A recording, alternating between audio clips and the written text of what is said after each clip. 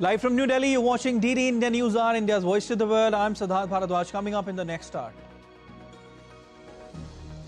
PM Modi inaugurates Emerging Science and Technology Innovation Conclave. Says India no longer a consumer of technology but a pioneer in technology-driven transformation. Hails India's quantum leap in technology. Trump threatens military operation, airstrikes in Nigeria after alleging that Abuja has failed to protect Christian community. Nigeria flags respect for sovereignty in any ops by the US.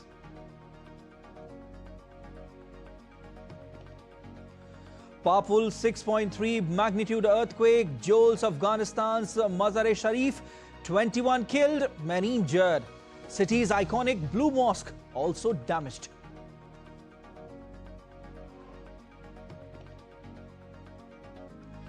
President Draupadi Murmu and PM Modi lead an exuberant nation in congratulating women in blue for winning maiden World Cup title.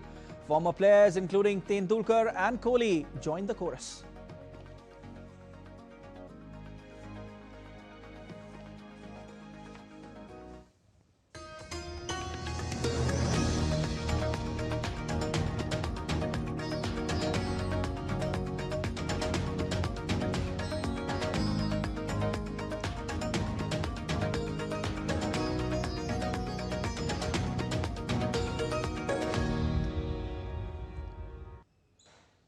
Prime Minister Narendra Modi inaugurated the Emerging Science, Technology and Innovation Conclave 2025 at Bharat Mandapam in New Delhi on Monday. Being held from 3rd to 5th of November, the event brings together 3,000 participants from academia, research institutions, industry and government, along with Nobel laureates and eminent scientists. Deliberations focus on 11 thematic areas including advanced material and manufacturing, artificial intelligence, blue economy and more. During the event, Prime Minister released a vision document and a coffee table book. In a major boost to research and development, PM Modi also launched 1 lakh crore rupees Research Development and Innovation Scheme Fund. The scheme aims to promote a private sector-driven research and development ecosystem in the country. Prime Minister emphasized that efforts are being made to promote research and development in the private sector as well. हमारा प्रयास है कि private sector में भी research and development को बढ़ावा मिले। पहली बार हाई रिस्क और हाई इंपैक्ट प्रोजेक्ट के लिए कैपिटल भी उपलब्ध कराई जा रही है। साथियों, भारत में इनोवेशंस का आधुनिक इकोसिस्टम बने, इसके लिए हम ईज ऑफ डूइंग रिसर्च पर भी फोकस कर रहे हैं। इस दिशा में हमारी सरकार ने फाइनेंशियल रूल्स और प्रोक्योरमेंट पॉलिसी में भी कई रिफॉर्म्स किए हैं।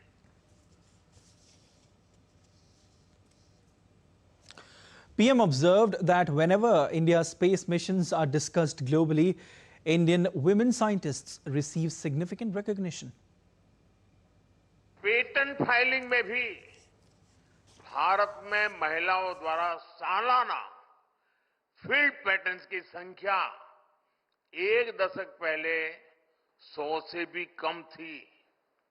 अब ये सालाना 5,000 से भी ज्यादा तक पहुंच गई है। स्टेम एजुकेशन में भी महिलाओं का शेयर करीब 43% है, जो कि ग्लोबल एवरेज से भी ज्यादा है। Another historic feat achieved on Sunday was in the world of science and technology. On Sunday, Indian scientists successfully launched India's heaviest communication satellite CMSO-3 from Satish Dhawan Space Center in Sriharikota. This state-of-the-art satellite will strengthen the Indian Navy's space-based communication network and will enhance maritime domain awareness. PM Modi extended his heartfelt congratulations to all the scientists involved in the mission, including ISRO, saying India's space sector has become synonymous with excellence and innovation. कल भारत ने science और technology की दुनिया में भी अपना परचम लहराया है। कल भारत के वैज्ञानिकों ने भारत की सबसे हैवी कम्युनिकेशन सैटेलाइट को सफलतापूर्वक लॉन्च किया है। मैं इस मिशन से जुड़े सभी वैज्ञानिकों को इसरो की भी बहुत बहुत बधाई देता हूं। And my colleague Akshay Dongre joins us live. Hi, Akshay. Prime Minister Narendra Modi today hailed India's quantum leap in science and technology, saying India is no longer just a consumer of technology, it has become a pioneer of transformation through technology. He also highlighted the successful launch of CMS-03 satellite, India's heaviest satellite. Tell us, how significant was this event, Akshay? Well, Siddharth, if we look at this decade or even the coming 2 decades, as far as India's future prospects are concerned, when it comes to research, when it comes to innovation, development, all of it required significant support from the government, from the private sector, and from the people as well. As far as the significance of this event is concerned, it's quite vast, because any country, if you look at the world map that has developed on the basis of the research and development that has been done by the country, by the support that they have gotten from the government, by the kind of funding that they have received, the kind of stability in terms of political leadership, and all of this is being provided to the India's science and technology sector as well, to the innovation sector, to the emerging technology sector, from semiconductors to quantum computers to artificial intelligence, and other kind of niche areas that require expertise of scientists. While our scientists are working in the country, many of them also choose to move out of the country as far as looking for better prospects are concerned. So this kind of massive funding that the government of India has announced today has been announced only for this sector, that will give it a huge impetus, that is going to give it huge boost, and the Indian scientists can now find innovative ways to do their research, to do development of technologies and all the other areas by staying in the country itself, for the country, for the development of different spheres of our technological sectors and other sectors as well that are involved. In the era of artificial intelligence and semiconductors, quantum computers, the country like India, that is in fact the biggest country in terms of population, cannot rely on others, and that is why this move is quite significant. From launching satellites to developing our engines, to going into artificial intelligence sphere and other kind of when it comes to expertise, we have to develop it on our own, and that will require a significant focus by the government as well as by the scientific community, and all of this gets plugged by this kind of funding that has been announced by the government of India, and that is going to see a sort of a revolution in the years to come. Definitely, Akshay. It was a historic moment yesterday. Absolutely. As we all know that India's heaviest communication satellite was launched from the Indian soil. And in fact, Prime Minister Narendra Modi also, while addressing today in the event, congratulated ISRO. Akshay, I'm sure there must be people from other countries as well in this event. Did you have a word with them? What are they saying about India's quantum leap in science and technology, and how happy are they collaborating with India, if they have any plans to do so in future, I'm sure? Well, there are massive plans, Siddharth, and you have rightly pointed out that international collaboration is also something that a country like India would be quite keen on getting. There are countries that have expertise in some particular field. India has expertise of its own in different areas. It has its own set of brilliant scientists. But when it comes to science and technology, education, and all of these kind of expertise, you have to collaborate with foreign entities as well that have their own expertise to share and to collaborate with you. So the kind of support that the government has showed has also boosted the confidence of the foreign players that would be more keen on doing collaboration with Indian scientists in different spheres. So that is one part of it. I spoke to a Nobel laureate, Professor Gaim, who was present and shared stage with the Prime Minister.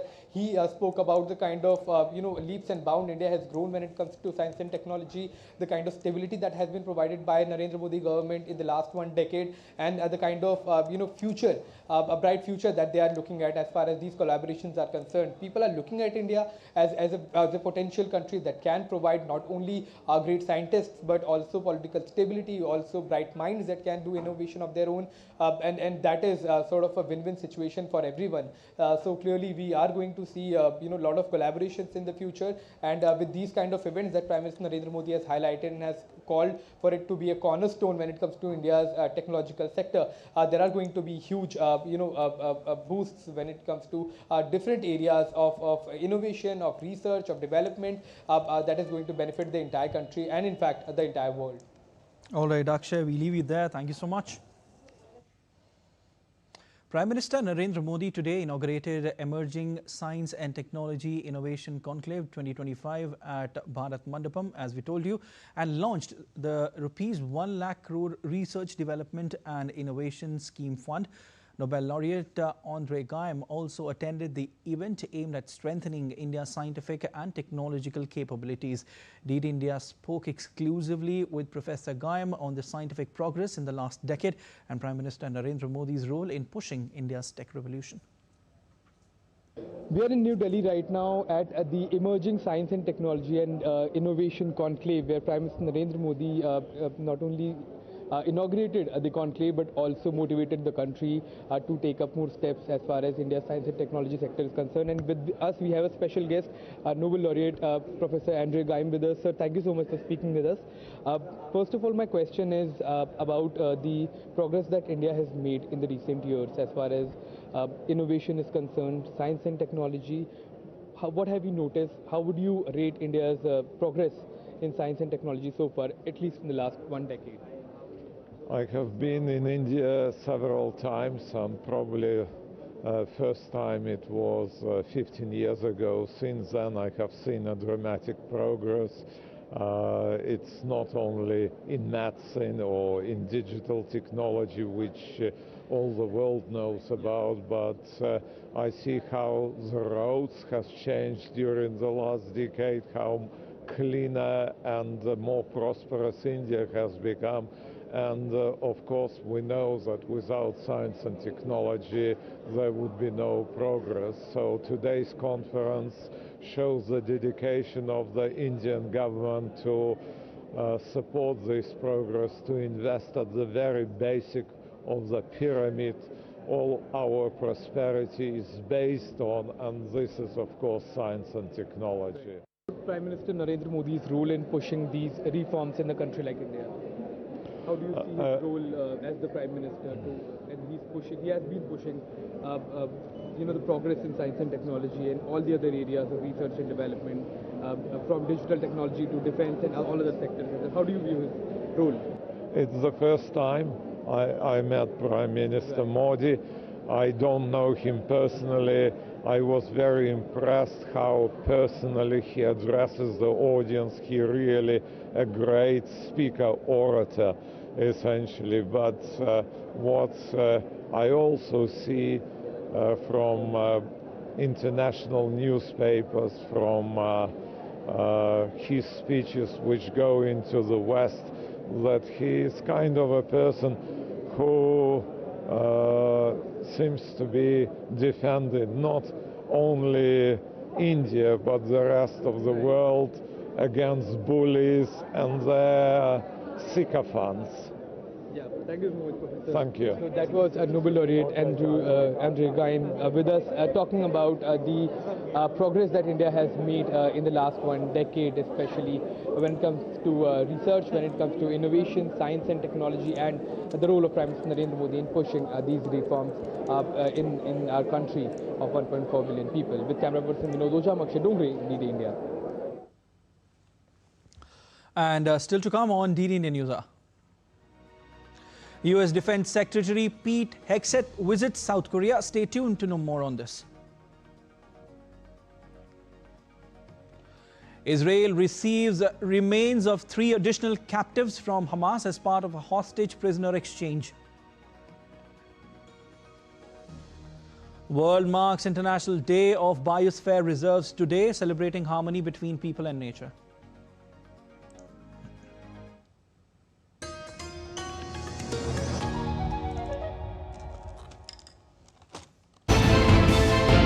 geopolitics and trade deals.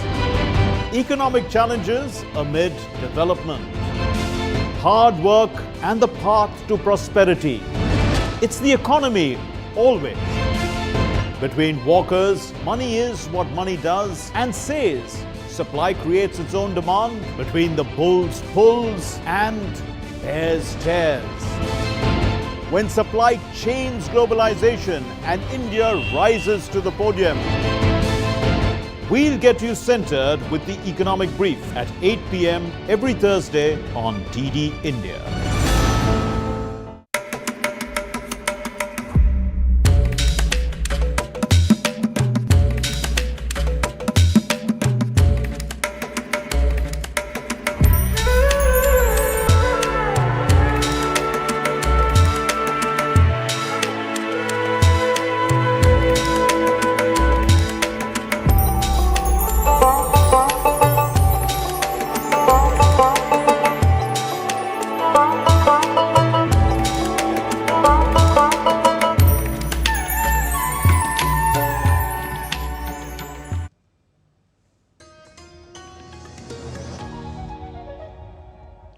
You're watching DD India Newshour. I am Siddharth Bharadwaj. And a strong earthquake killed at least 20 people in northern Afghanistan, authorities said Monday, just months after another deadly tremor that left the country reeling. According to the US Geological Survey, 6.3 magnitude quake struck overnight, hit at a depth of 28 kilometers with the epicenter near the city of Mazar-e-Sharif. More than 20 people were killed and around 320 were injured in the provinces of Balkh and Samangan. Balkh province spokesperson said that the parts of city's famed Blue Mosque were also damaged. Pieces of the structure, particularly from one of its minarets, broke off and lay scattered across the mosque's ground, one of the country's few remaining tourist spots. Rescue operations are underway to save individuals trapped under building rubble. Afghanistan is especially vulnerable to earthquakes as the country is located on two major active faults that have the potential to rupture and cause extensive damage. Let's understand now that are earthquakes common in Afghanistan? Hemmed in by rugged mountains, Afghanistan is prone to a range of natural disasters, but its earthquakes cause the most fatalities, killing about 560 people on average each year and causing annual damages estimated at $80 million. Studies indicate that at least 355 earthquakes with a magnitude higher than 5.0 have hit Afghanistan since 1990. Afghanistan is located on the edge of the Eurasian tectonic plate, creating one of the world's most tectonically active regions. Eastern and northeastern Afghanistan, especially regions along its borders with Uzbekistan, Tajikistan and Pakistan, are particularly prone to earthquakes.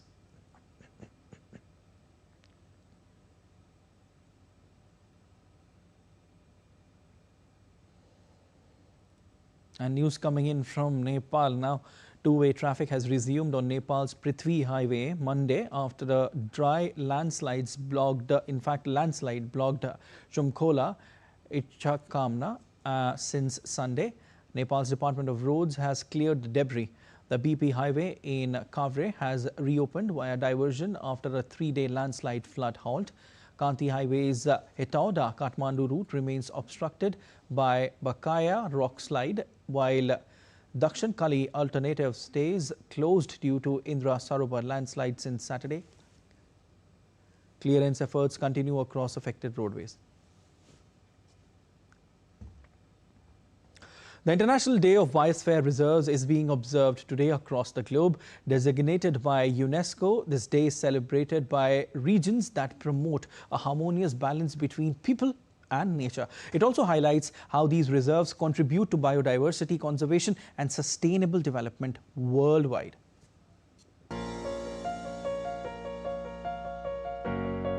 The International Day of Biosphere Reserves is observed globally on the 3rd of November each year. It was designated by UNESCO during its 41st General Conference in 2022 to mark the 50th anniversary of the Man and the Biosphere program, launched in 1971. The day highlights the critical role of biosphere reserves in promoting sustainable development, biodiversity conservation, and balanced human-nature relationships. As of September 2025, the World Network of Biosphere Reserves includes 784 sites in 142 countries, including 25 transboundary reserves, covering more than 7 million square kilometers, roughly the size of Australia, and home to over 260 million people. These reserves act as living laboratories where communities balance economic growth, cultural preservation, and environmental protection. The observance aims to raise awareness about the global network, strengthen North-South and South-South cooperation, and address challenges such as biodiversity loss, climate change, and unsustainable development.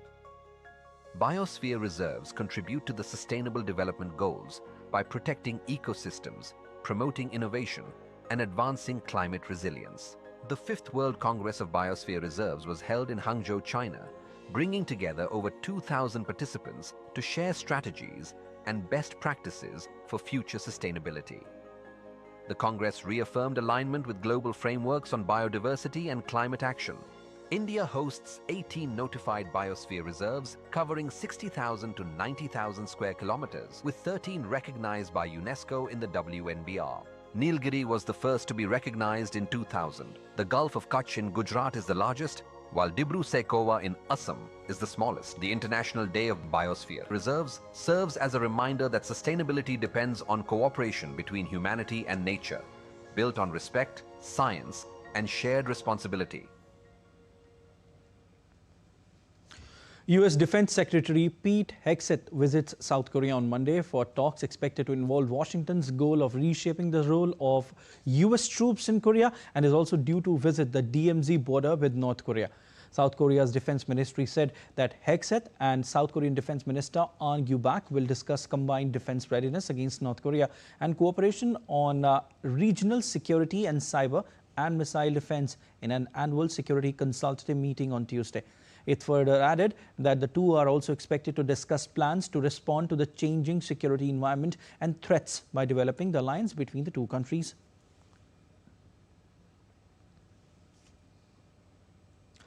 U.S. President Donald Trump has warned that the United States could deploy troops or carry out airstrikes in Nigeria to stop the killing of large numbers of Christians in the nation. Speaking to reporters aboard Air Force One on Sunday evening as he returned to Washington after a weekend in Florida, Trump said he had instructed the Defense Department to prepare for possible fast military action if Nigeria fails to crack down on the killing of Christians. Trump said in a post on Truth Social that the U.S. government will also immediately stop all aid and assistance to Nigeria.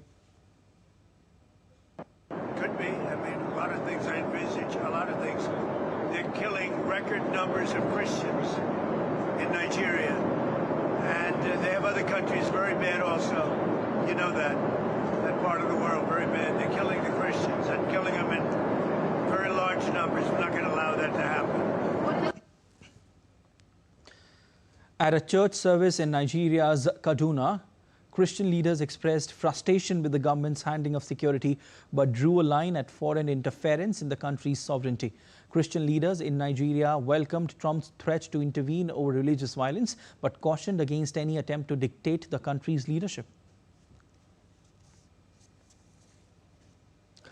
Updates from West Asia now. Israel said on Sunday it had received the remains of 3 additional captives from Hamas as part of the ongoing hostage prisoner exchange under a U.S. brokered ceasefire agreement for Gaza.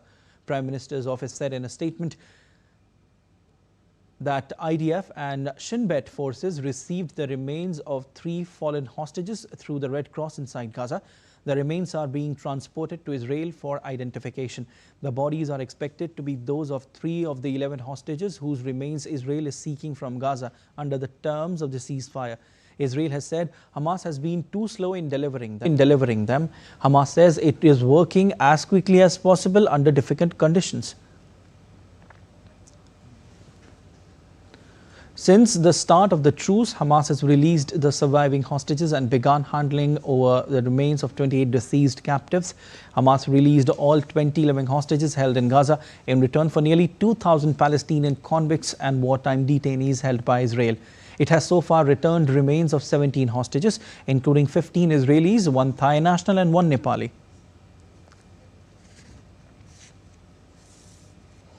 On the issue of providing Tomahawk missiles to Ukraine, the US President said that he is not really considering this option, even after Pentagon had approved long-range Tomahawk missile supplies to Ukraine. A few days back, Russian Foreign Ministry came out with a statement on similar lines, saying sending weapons to Kyiv will not help achieve any settlement, giving Ukraine long-range Tomahawk missiles. Administration provide Ukraine with long-range Tomahawk missiles? Is that something that you're not considering that? No, not really. On Friday? And British police said on Sunday that a knife attack on a train which put 11 people in hospital was not a terrorist incident, adding that 2 men, both British nationals, had been arrested. The 2 men arrested on suspicion of attempted murder were a 32-year-old male, a black British national, and a 35-year-old British national of Caribbean descent. Of the 11 people hospitalized, 4 have since been discharged and 2 patients remain in a life-threatening condition, police said. British Prime Minister Keir Starmer called it an appalling incident. British Transport Police said the counter-terrorism police were supporting its investigation to establish the full circumstances and motivation for the incident.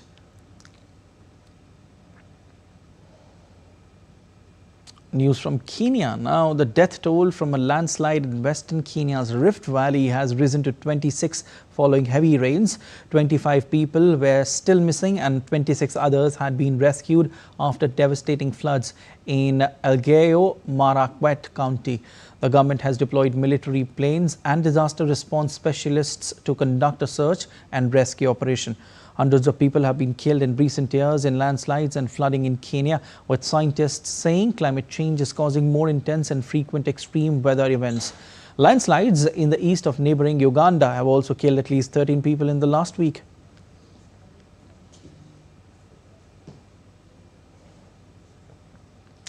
And in another weather-related updates, first up from Jamaica, where urban search and rescue teams from Virginia and California joined recovery efforts recently after Category 5 Hurricane Melissa devastated parts of the island. The U.S. State Department sent 34 people and 4 dog teams to Jamaica.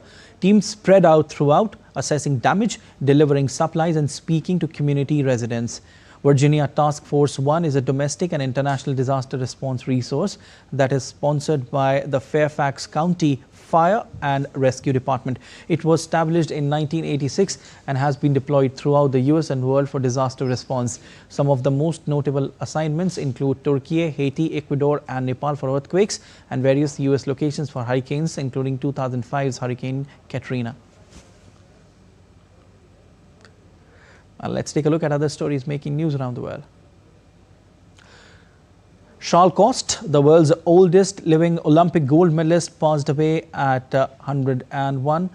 Coste played a pivotal role as a torchbearer in the opening ceremony of the 2024 Paris Olympics, underscoring his lasting legacy in French sports. Chinese President Xi Jinping joked about spying on South Korea's president as he gifted him a pair of smartphones. He told him to check if there is a backdoor in the rare jest.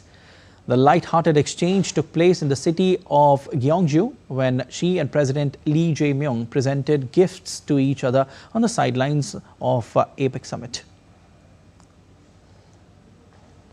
The UK government would move to strip the former Prince Andrew of his honorary title of Vice Admiral, his last remaining military rank. The latest move comes after King Charles III on the 30th of October removed all his younger brother's remaining royal titles and honours amid growing UK anger over Andrew's ties to Epstein. Taylor Swift fans known as Swifties gathered at Germany's Wiesbaden Museum to sing and dance to her new hit, The Fate of Ophelia.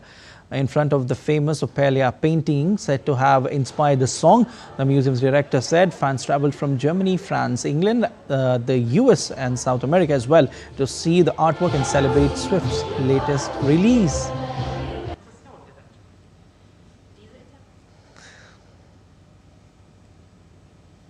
And still to come on DD India Newshour. We will have an in-depth discussion on how India is progressing in the field of science and technology.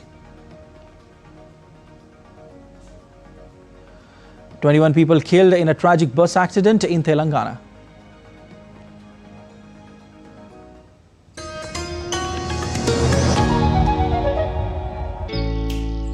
Jharkhand will mesmerize you with majestic nature, rich heritage and colorful culture. Hello.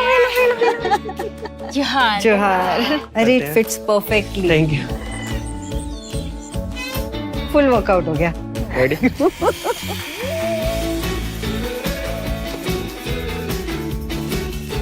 Postcards from Jharkhand on National Geographic.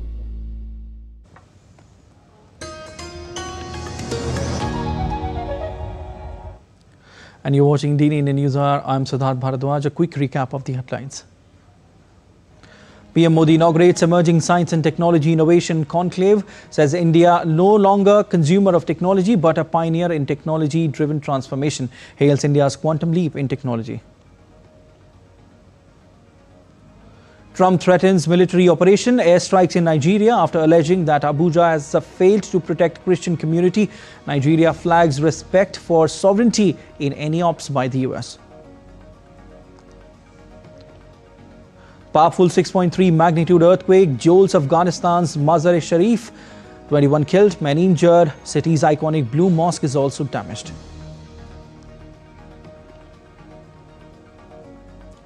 President Draupadi Murmu and PM Modi lead an exuberant nation in congratulating women in blue for winning Maiden World Cup title. Former players including Tendulkar and Kohli joined the chorus. Prime Minister Narendra Modi inaugurated the Emerging Science, Technology and Innovation Conclave at New Delhi's Bharat Mandapam on Monday. He launched the Rs 1 lakh crore RDI scheme to fuel private sector R&D and addressed over 3,000 scientists, innovators and policymakers at the event. Featuring Nobel laureates and 11 cutting-edge themes from AI to quantum tech, the three-day event has sparked collaborations, showcased breakthroughs and strengthened India's innovations ecosystem. While addressing the event, PM Modi highlighted several points. Prime Minister Modi described the 21st century as a period of unprecedented transformation, with the global order witnessing a new shift at an exponential pace. India is consistently advancing emerging science, technology and innovation, highlighting their vital role in nation building. The Anusandhan National Research Foundation has been established to scale up university research. India is building a modern innovation ecosystem, improving ease of doing research. India is the world's third largest startup ecosystem. The semiconductor sector is taking flight. Big economy expanded from $10 billion in 2014 to approximately $140 billion. India is ensuring artificial intelligence benefits all society. India will host the Global Artificial Intelligence Summit in February 2026 for ethical, human-centric advancement. Prime Minister urged shifting from food to nutrition security, achieving self-reliance. PM also emphasized harnessing youth curiosity with 10,000 Atal tinkering labs established, in fact, and 25,000 more planned. All right, and joining me on the broadcast today is Dr. Garima Gupta, coordinator from Department of Biotechnology, STech. Ma'am, a very warm welcome to DD India Newshour. First of all, when we look at the broader picture, it comes down to the fact that India is now diversifying its energy sources, apart from the fact that it is developing in the field of science and technology. So Bharat's progress in science and technology is a shining example that we have in front of us is the recent satellites launch by ISRO. How do you see the entire spectrum when it comes to India's quantum leap in science and technology? So thank you, Siddharth, for having me here. And the spectrum, I think I must say, is very vibrant. It's not only about the Chandrayaan. There have been recent, vaccine development success during the pandemic. I cannot stop talking about it because I'm from Department of Biotechnology. I understand. The COVID, if I'm not wrong, you're talking about COVID? Yeah. And the creation of digital public infrastructure, which is very much known to all the public, like Aadhaar and UPI, and of course the world-leading space missions. So we can see that under the visionary leadership of our Honorable Prime Minister, the country has been able to take these kind of steps, which has positioned India on the global map as a leader. And today, the research ecosystem in the country has thrived immensely. See, this event itself, ESTIC, is something which was just unthinkable of in the past. Yeah. Never before there has been a culmination of 13 departments coming together to showcase their flagship themes, under which deeply curated programs have been developed. And everything has been painstakingly done under his guidance. So you can think of the euphoria and the interest that has been generated among the masses, researchers, academicians, industry people, startups. So this is something which itself shows how the country is progressing. I mean, you have shown the details, the data and the figures, Yes. but I tell you from the perspective of a science administrator that we are witnessing today. This is something which is unthinkable of. And of course, we are striving hard towards the vision of Viksit Bharat. See, with the addition of this Jai Jawan and Jai Anusandhan, this is surely going to happen. Definitely. And, this conflict has come at a time when the nation is walking on the path of Atmanirbharta, which is self-reliance. And, when we talk about ISTEC, how do you define this event? You just said that, few years back, it was really unimaginable that this sort of conclave will take place. So now it has taken place, and it will take place every year. It will take place annually. How do you define ISTEC? See, ISTEC, as the name says, Emerging Science and Technology Innovation Conclave. That is fine. It could have been named anything. But the breaking of the silos among the ministries, coming together to chalk out this cohesive program where Nobel laureates are coming and addressing the researchers in the country. And the most important, that Honorable Prime Minister himself is there at the inauguration. This breaks all barriers for the Indian researchers. So the strong support that they are now seeing with the Prime Minister unveiling this RDI is something which is a step that was never thought of before. Again, I would emphasize that this is a huge encouragement to private sector, where funds to the tune of 1 lakh crores have been promised.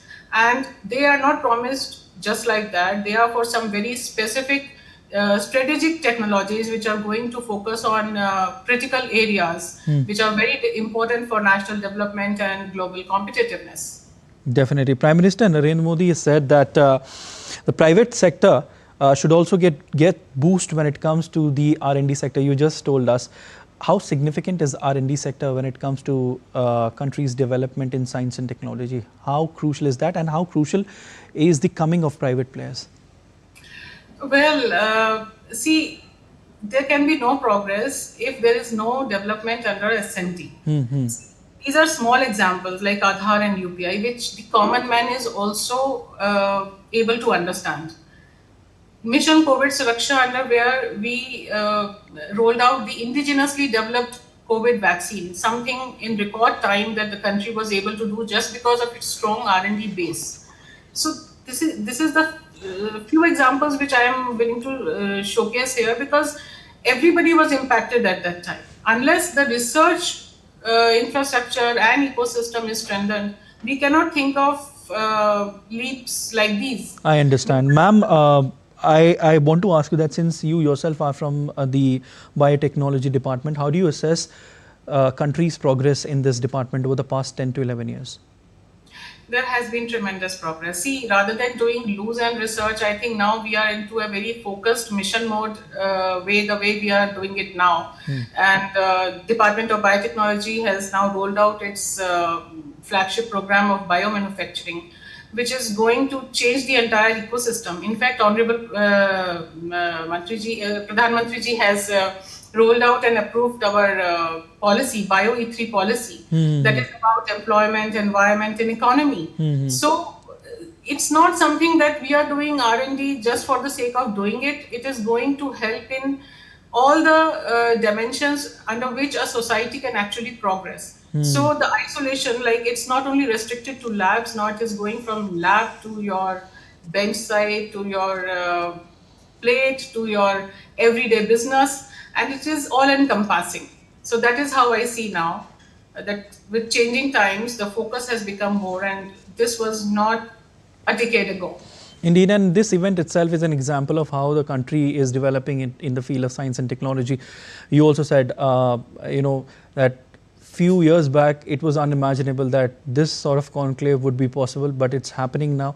And in fact, 3,000 people from different walks of life are in fact participating in this event, and people from foreign countries are expressing their happiness. They're saying that we would be more than happy to collaborate with India in the field of science and technology. And India today is shining at the global map, certainly, and the world is looking at India. Well, we leave it there, ma'am. Thank you so much for joining in on DD India Newshour. Thank you, sir. India's External Affairs Minister Dr. S. Jaishankar met Bahrain's Foreign Minister Abdul Latif bin Rashid Al Zayani in New Delhi, who on a 2-day visit to India. Both the leaders co-chaired the 5th India-Bahrain High Joint Commission meeting at Hyderabad House today. Delivering his opening remarks at the meeting, External Affairs Minister Dr. S. Jaishankar reiterated India's support for Gaza's peace plan, hoping for a lasting and durable solution. We have also seen a steady growth of bilateral trade and investment between our countries. We welcome investors from Bahrain to come and explore investment opportunities in India. Conclusion of a bilateral investment treaty and the establishment of a joint working group on trade and investment will further boost our economic ties. We are working on various initiatives to strengthen our cooperation in the field of healthcare. Our space agencies are also making progress for deepening their collaboration. We have a vibrant cooperation in area of culture, strong people-to-people ties. Earlier this year, we launched the electronic visa system for Bahraini nationals. This, I hope, will encourage more visitors from Bahrain. I take the opportunity to reiterate our support for the Gaza peace plan, which we hope will lead to a lasting and durable solution. Bahrain Foreign Minister said that India continues to be one of Bahrain's primary trading partners, and both nations recognize that economic cooperation is essential for promoting peace. Our rich historical ties extends back nearly 5,000 years, rooted in trade and cultural exchange between the ancient civilizations of Dilmun and the Indus Valley. Today, these economic links remain central to our relationship, which has flourished across various fields. India continues to be one of Bahrain's primary trading partners, and both our nations recognize that economic cooperation and interdependence are essential for promoting peace, stability, and shared prosperity. In a tragic road accident in the Rangareddy district in South India's Telangana, on Monday, 16 people have lost their lives. The incident involved a collision between a road transport corporation bus and a lorry. Authorities have released details of several victims and injured persons. Officials are continuing investigations, and further updates on identities and the cause of the accident are awaited. Rescue operations have been completed. The injured are receiving medical treatment. President Draupadi Murmu expressed deep condolences to grieving families and prayed for the injured's swift recovery. President Murmu wrote on X, and I quote, "The loss of many lives in a bus accident in Rangareddy district in Telangana is deeply unfortunate. I extend my heartfelt condolences to the bereaved family members. I pray for the speedy recovery of the injured passengers."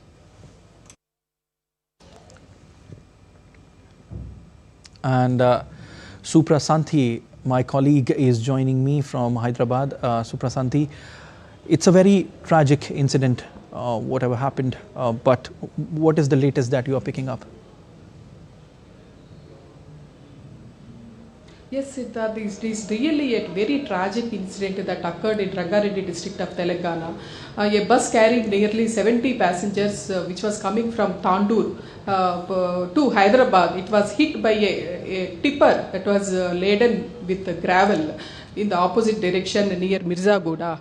The intensity of the accident was so high that the tipper has rammed into the front portion of the bus, and and all the passengers who are sitting in the front rows, they were buried under the tipper, and before the rescue teams could come there, could reach there, they were buried, and they lost their lives.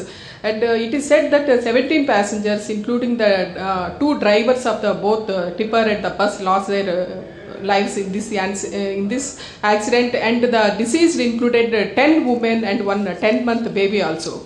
Eyewitnesses and police officials are saying that it was because of the negligence of the tipper who was coming at a very high speed that this accident happened. But the investigation is underway and the full report is awaited. Actually, the victims who were killed in this accident were comprised students who were returning to Hyderabad from their native places after spending their weekend in the native places, and they were coming back to Hyderabad to get back to the college. And they started early hours in the morning, and the bus was almost 60 kilometers away from Hyderabad. Maybe they would have reached the destination maybe in 1.5 hours, but this tragedy happened. Before we forget the major accident that happened on October 24th near Kurnool, where near more than 20 passengers of belonging to Hyderabad lost their lives. Another accident happened, and it was really very tragic, and most of the victims were students and small children. Chief Minister Revanth Reddy has reacted over this mishap within no time, and he spoke to the Chief Secretary and the DGP on phone, and he told them to take all steps to see that necessary relief is given to the deceased families and also to the injured. Okay. He told them to ship them to the hospitals, nearby hospitals. It is said that more than 20 passengers were undergoing treatment in the nearby hospitals, and those who were killed, the postmortem of their bodies have been completed and they are being given to their family members. And the state government has initiated an inquiry into the incident, and it has announced an ex gratia of 5 lakh rupees. And the transport minister, he has been there, near the spot since this morning, and he is monitoring the relief operations. And the health minister is also there, and he was monitoring the medical assistance that is being given to the injured persons. Okay. All right. We leave it there. Thank you so much. President Draupadi Murmu addressed the Uttarakhand Vidhan Sabha on the occasion of completion of 25 years of the creation of the state of Uttarakhand. The President highlighted the advancement made by the state in the field of tourism and education.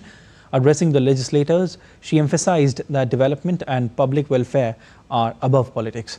During the event, Uttarakhand's Chief Minister Pushkar Singh Dhami and Leader of Opposition Uttarakhand were also present.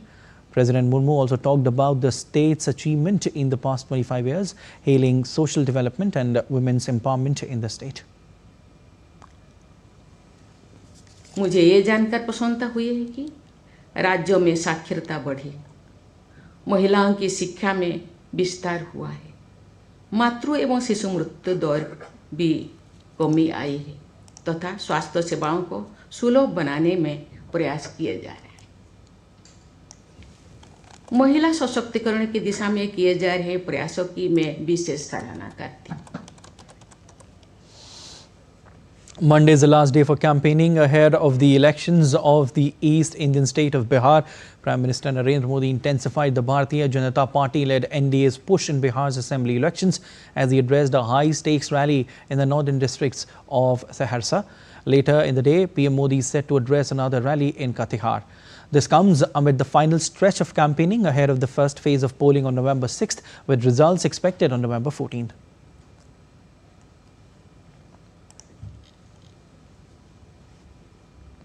You're watching the Indian Newshour. Time now for sport. And Indian cricket witnessed a historic night as the women in blue won their first ICC Women's World Cup, beating South Africa by 52 runs.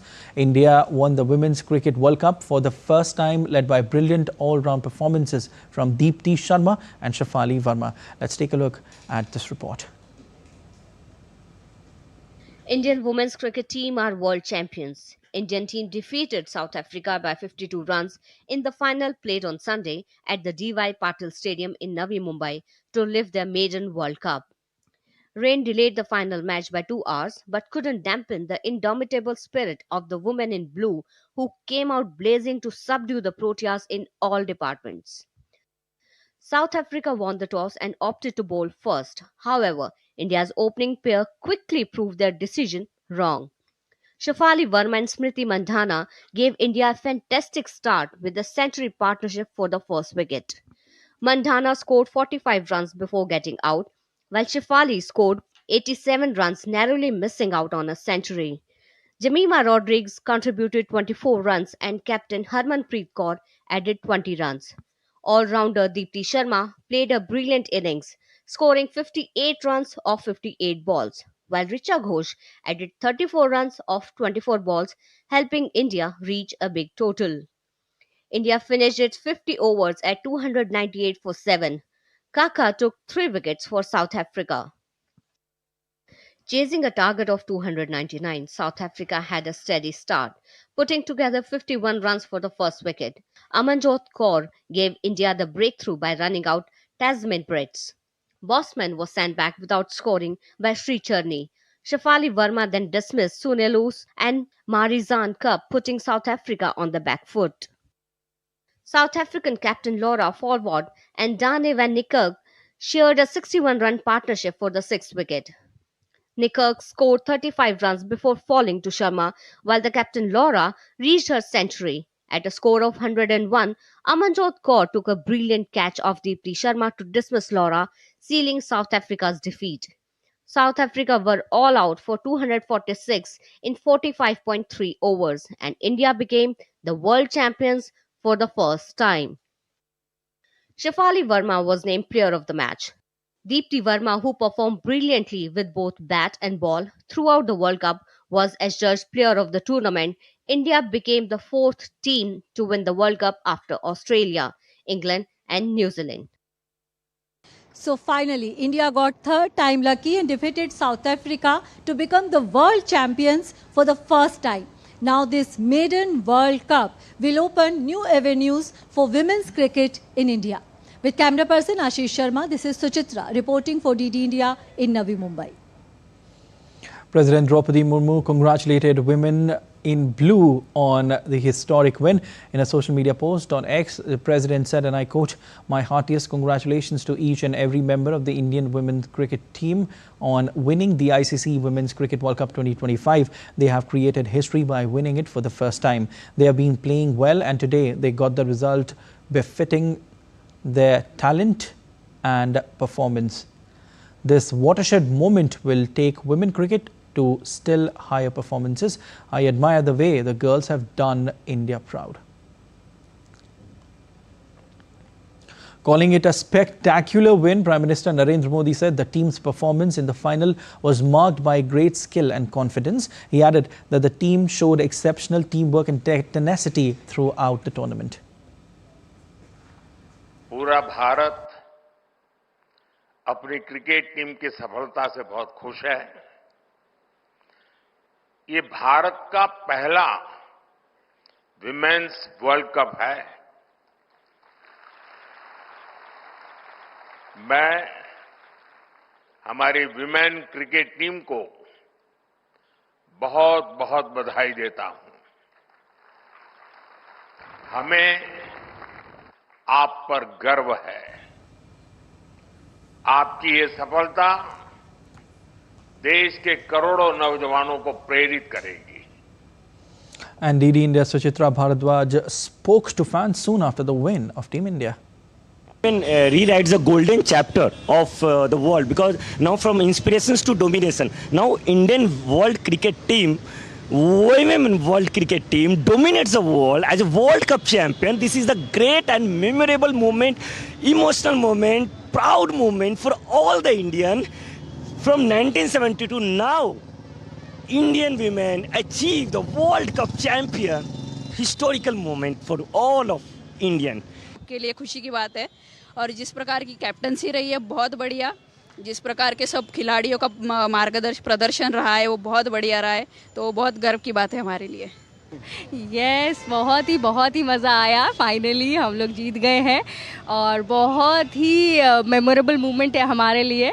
नारी शक्ति, yes हम लोग जीत गए हैं women's world cup. नारी शक्ति ने दिखा दिया है what they are doing, what they are capable of doing, और उन्होंने काफ़ी जनरेशंस को इंस्पायर किया है. हमारी 2 बेटियां हैं, वो आज बोलती हैं कि हमको भी स्मृति मंदाना जैसा बनना है, हमको भी हरमन जैसा बनना है. So we are really proud of you team India, and they have really inspired lots and lots of generation. That kind of dominance that you have shown. And the Board of Control for Cricket in India has congratulated the team after win and announced a reward of 51 crore rupees for the players, selectors and support staff. BCCI Secretary Devajit Saikia said that the victory is expected to inspire more girls to take up cricket seriously. BCCI is elated, and without touching anything from the ICC's kitty, BCCI on its own is going to pay as a reward of 51 crores to the Indian team. That amount will go to the players, the selectors as well as the support staff. Deepti Sharma, the dynamic all-round cricketer of the India women's national cricket team, delivered a performance filled with redemption and was named the player of the tournament of Women's ODI World Cup 2025 on Sunday. Deepti Sharma has been one of the most consistent performers for Team India in the last few years. She brings plenty of qualities to table, and that's why she is one of the best all-rounders right now. Sharma made her ODI debut for India at the young age of 17 years against South Africa in Bengaluru in 2014, where she impressed with figures of 2 for 35 in 10 overs. She soon made headlines by scoring 188 runs off 160 balls against Ireland in Potchefstroom, the second highest individual score in women's ODIs at the time. 2 years later, Sharma became the youngest Indian woman to take a 5-wicket haul, claiming 6 for 20 against Sri Lanka. In the same year, she made her T20I debut against Australia and bowled a tidy spell of 4 overs for 19 runs with 1 wicket. Her test debut came in 2021 against England in Bristol, where she performed impressively. Sharma also became the first Indian woman to achieve the double of 1,000 runs and 100 wickets in T20Is.